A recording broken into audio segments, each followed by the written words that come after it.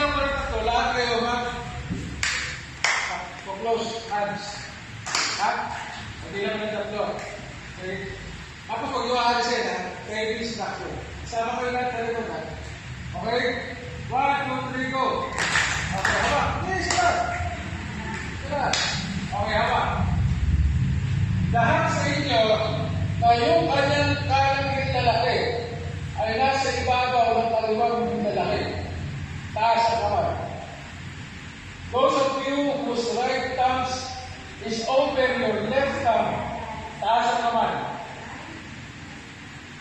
Huwag mo palitan. Kung ano lang yung bawang sa kanya, pagsa lang. Pinaka-right over left, tatang. Taas, taas, taas, taas. Huwag yung bawa pa, ha? Taas, taas!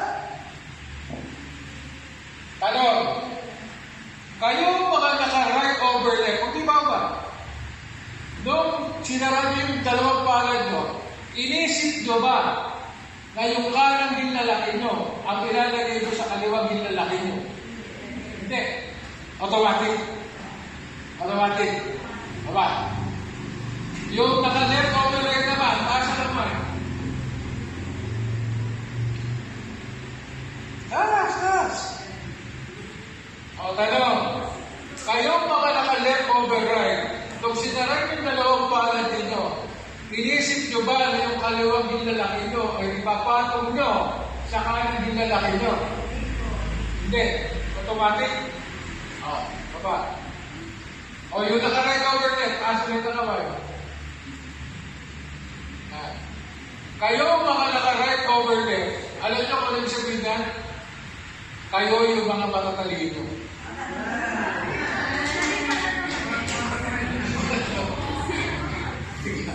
Wala, okay na, matalino ka na.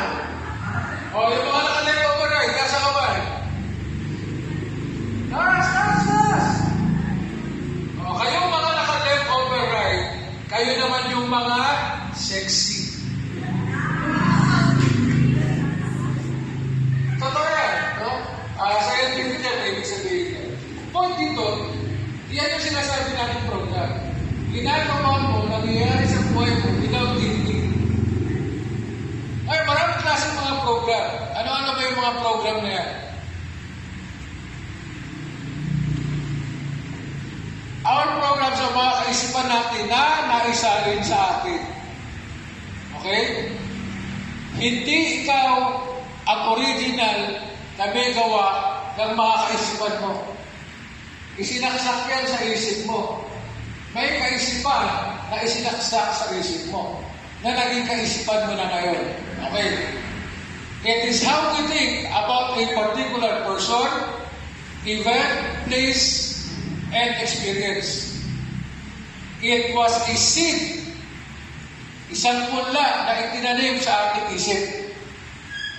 Automatic siya, katulad na sinabi niyo, without thinking, you're doing it. Sometimes, it is self-limiting. Ibig sabihin, sa Tagalog, pumipigil sa inyong kakayahan na maging matagumpay. Now, ano ba yung klase ng programa? Una, may good programs. Ano yung mga good programs natin? Sample,